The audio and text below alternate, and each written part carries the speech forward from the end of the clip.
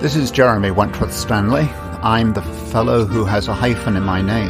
The hyphen is silent, but I am anything but that. This presentation by Respectonomics is Jeremy Wentworth-Stanley, your voice of Respectonomics, joined with my co-host, Sarah Benton, and of course, the great democracy of good morning, good evening, good afternoon, wherever you may be and whatever your condition may be. We welcome you to this presentation. Good day, everyone. Good day from Sarah. And this is a new series. It's called the Living Asset series. We were doing the Living Compass. We're now doing the Living Asset. And the Living Asset, frankly, defines the human being. We talk about assets very quickly and easily. We think in terms of balance sheets. We think in terms of assets in the ground and assets elsewhere. We're talking about living assets. And we are the living assets. We as the human beings are the living assets. So that's what this whole series is going to be all about. I just did a check. I don't know if you saw this, Sarah. We actually did 75 episodes of the Living Compass. So it's quite right that we should now be shifting gears into the living asset, into the human being, which of course is the fundamental foundation of Respectonomics. The proposal of Respectonomics, let's hear it again. The proposal of Respectonomics is to restore the dignity of the human being. There is the proposal. And I call it a proposal. We call it a proposal because a proposal takes two sides. One makes the proposal, the other one accepts it. So when we're talking about dignity and respect, we're talking about not only the offering of it, but also the receiving of it. And that's our starting gate. Today, we're going to be talking about prospecting with a difference.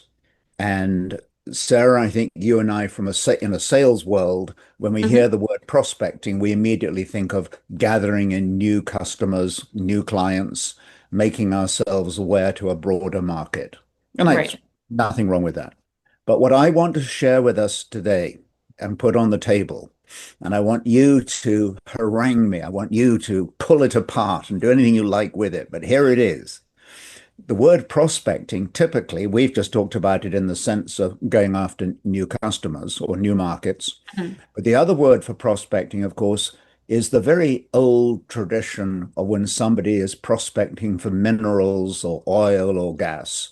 And this is when you see the crusty old guy, do you remember, climbing through the mountains with a pickaxe in his hand and looking around, hoping he'll find gold and so on. And he is your old-fashioned prospector. So we see prospecting for minerals, call it minerals.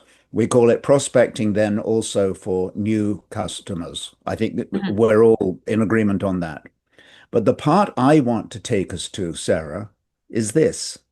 You and I have been in business collectively. I think if we multiplied out our number of years that we've been at the desk, I think we would close in on 100 years combined, I think. Okay. Yep. I'm definitely 50. I think. I'm 51 years in the burn. And in fact, that was just with one employer, so I could probably add a bit to that as well. But, seriously, in that 100-year space, I think you and I will agree that you and I, as employees, as members of an organization, as staff, whatever you want to call us, we were never prospected. I don't believe anybody ever came up to me and sort of knocked on my outer shell to see what was within. I don't remember that ever happening either in should we say in spirit, but I never saw it in a sort of formal or in an organized setting.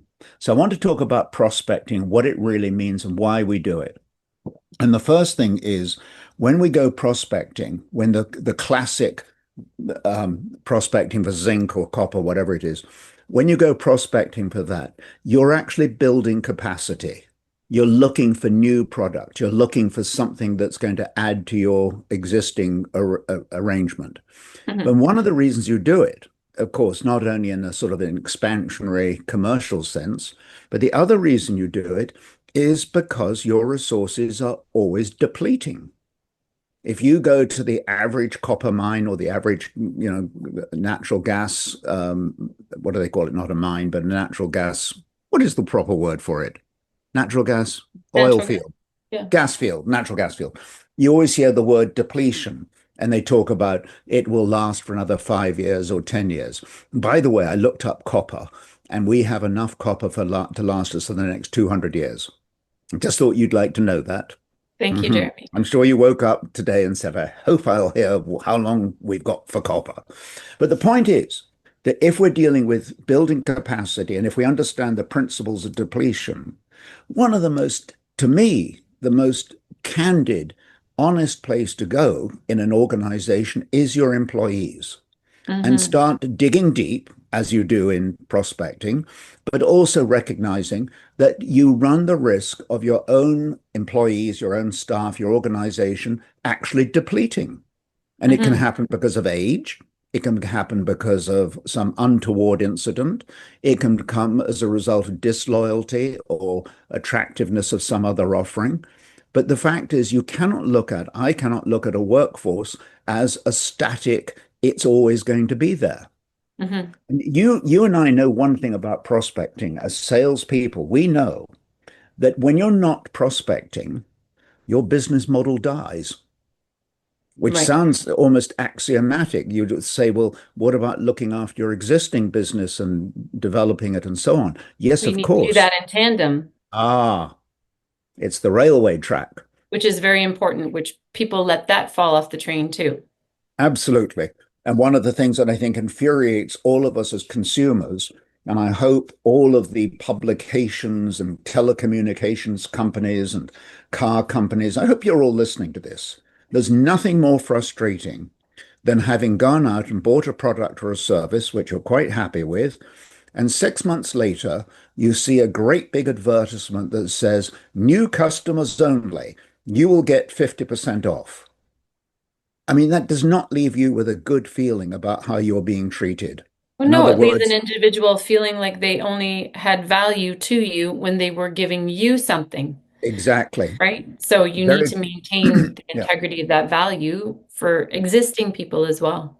So, absolutely. AKA your employees. Yeah, yeah. I mean, the transaction continues. Excuse me, the transaction isn't just the buy and the sell of the moment. The transaction is the value that continues with that transaction over a period of time. Hmm. So that when people say, oh, well, the new customer, the new client's going to get all these breaks, what you've really just done is told me that I'm worth 50% less. Thank you. It's a terrible message. So, Hmm. what we're talking about here in the business of prospecting is yes, we're looking for new markets and so on, but we need, corporately speaking, we need the CEOs, we need the managers, we need the directors, we need the chairs of the boards. We need these people to be prospecting their own employees. And when you prospect your own employees, think about it in a prospecting sense very literally. Because the first thing we talked about building capacity and depletion. So we know there's a logical, ethical, business reason for mining your own employees. We know that. So what are we looking for? Well, when the miner goes out, he's looking for, or he or she is looking for two things, ore grades and reserves. And I don't know if I'm not a geologist, but to state the obvious, the geologist will go where he thinks he's likely to find something. So, in Right. other words, you won't typically come across our farm looking for gold because the geology doesn't support that. And by luck, sometimes those things do happen. But Hmm. in the normal scheme of a normal organization, the geology says, no, that's not the place to do it. Your geology, the corporate geology, is to be able to go to your people and to look for these ore grades.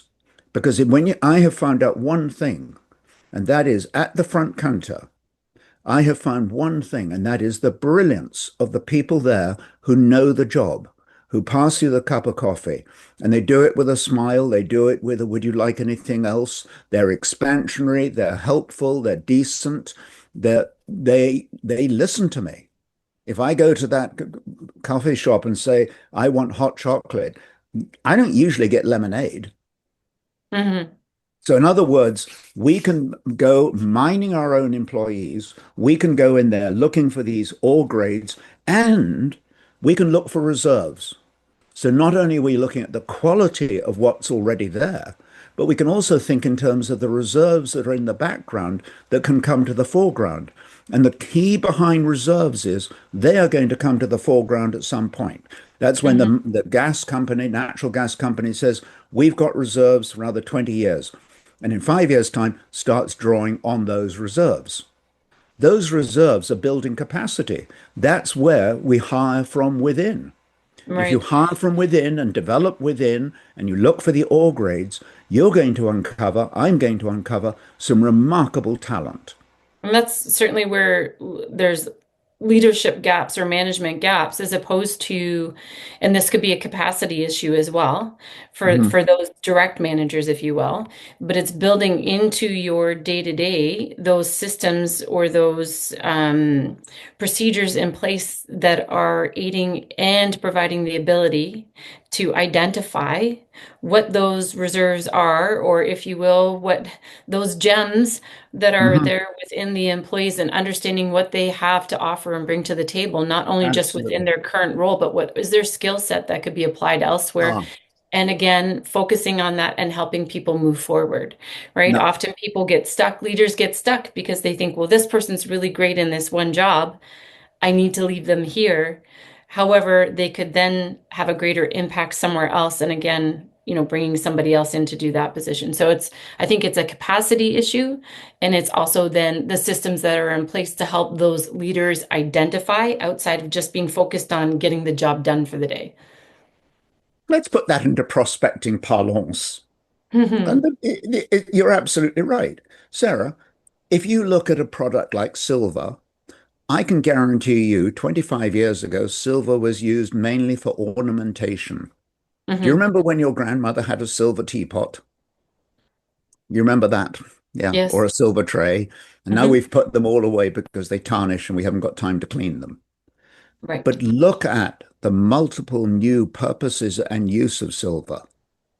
I mean, it's apparently they're not silver is now going to be a main constituent in batteries. It's Hmm. used, of course, in data centers. The point I'm getting at is you're absolutely right. You look at that employee as being ornamentation and it's beautiful silver and it's got a lovely luster and whatever it's got. That employee is wonderful. But you're absolutely right. The new applications and the new purposes are exponential. But you need to go to that employee and to mine it, to prospect the employee and say, what else do you think you could be doing? And therein lies something that I think is essential to this whole living asset issue. And that is, you and I talked about we were never prospected. Let me put Hmm. that more bluntly. We were never asked. Hmm. We never had somebody coming up to us and saying, you're doing this. Do you think you could be doing something else?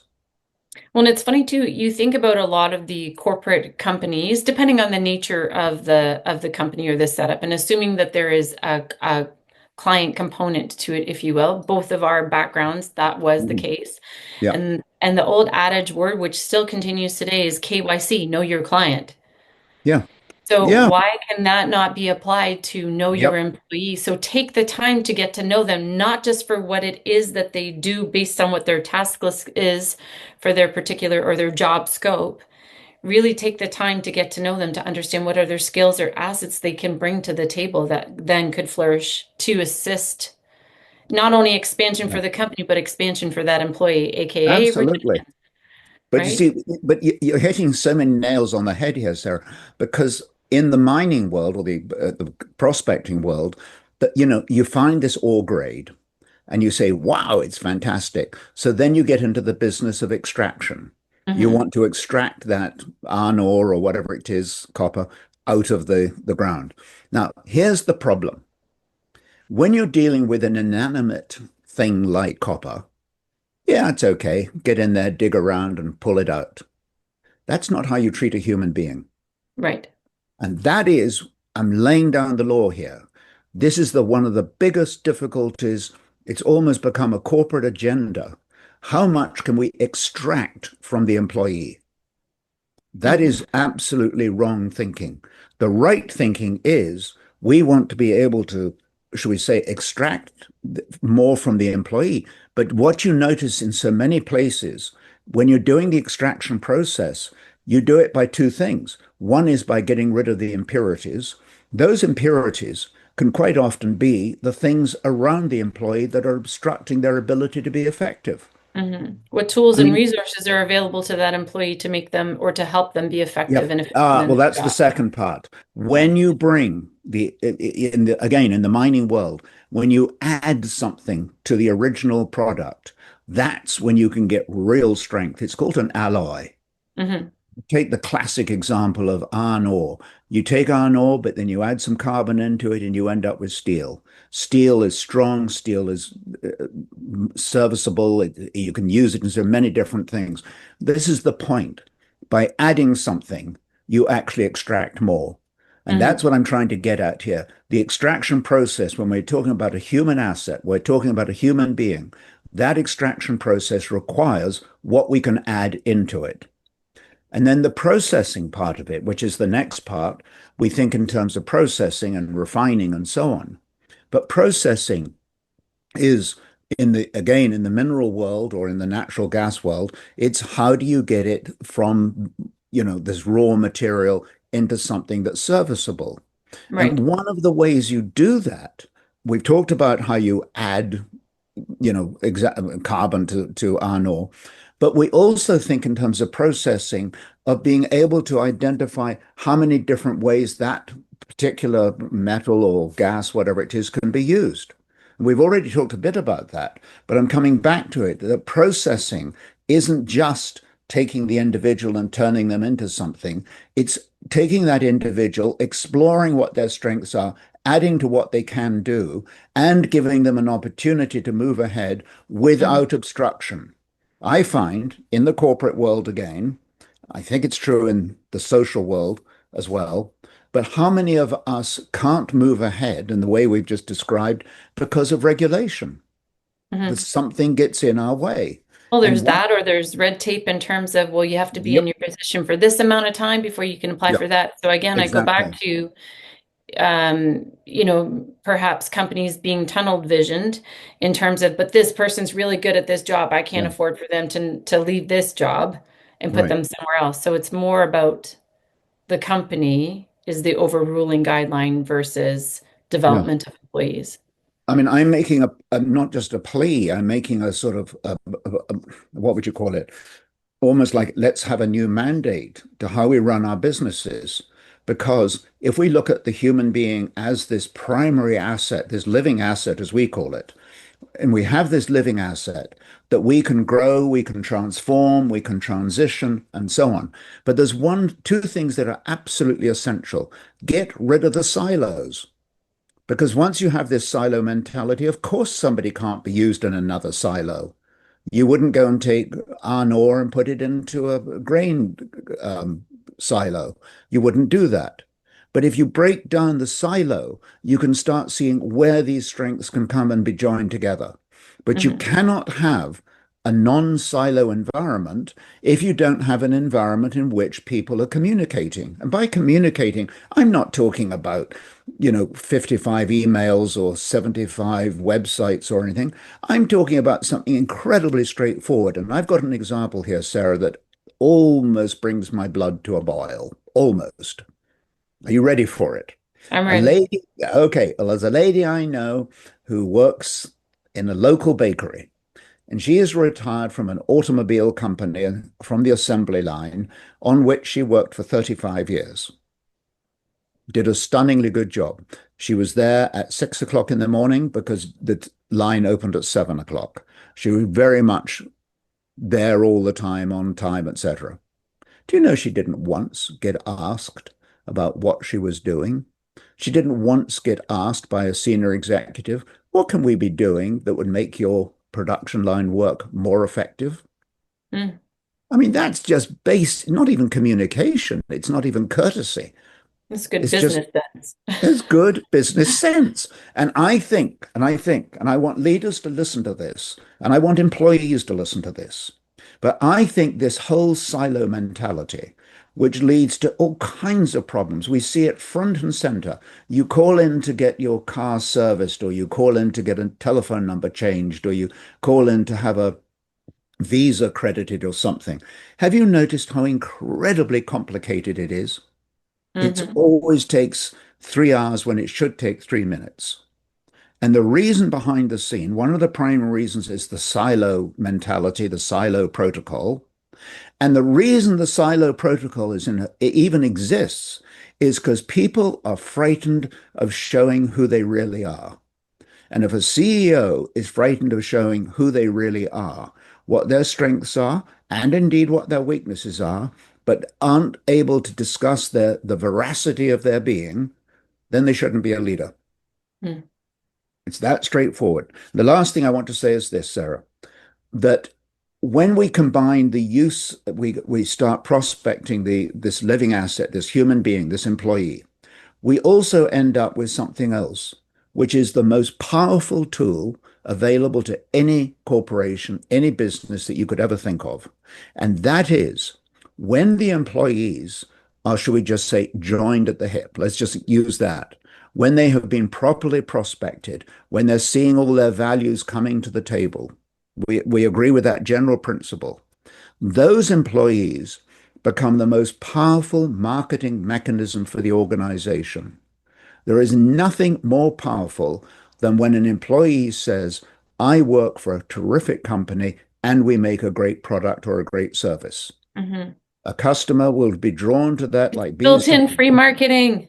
it's exactly, and it's all there, and it doesn't cost anything, and it's flexible. It moves around. If there's a change in the market, guess who's going to hear it? The employee, and the employee takes it back to the company, and the company says, "Right, we can fix that." And then what you get is employees even more able to market the products and services to the public and expand their base. You want to prospect your base? Yeah, prospect your employees.